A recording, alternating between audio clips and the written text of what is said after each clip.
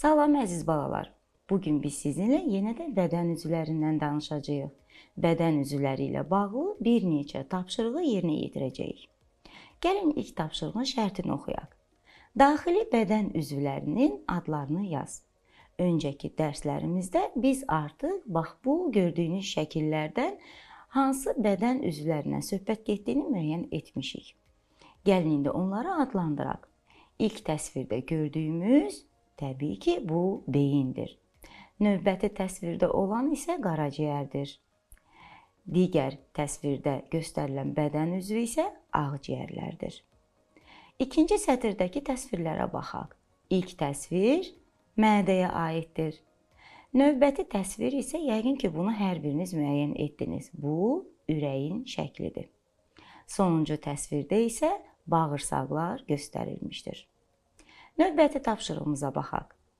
Verilmiş bədən üzvlərini onların gördükləri işlə uyğunlaşdır.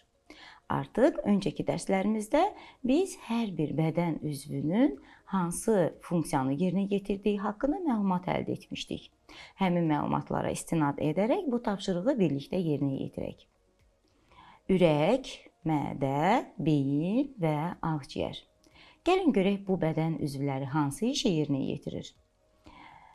Ürəkdən başlayaq. Qarşıdakı sütunda ürəyin gördüyü işi müəyyən etməyə çalışaq. Əlbəttə ki, ürək qanı damarlara qovur. Bəs mədə nə edir? Mədə isə qidanı xırda hissəciklərə parçalayır. İndi gəlin beynin gördüyü işi müəyyən edək. Bəs beyin hansı işi görür? O, ətrafdan aldığımız məlumatları təhlil edir.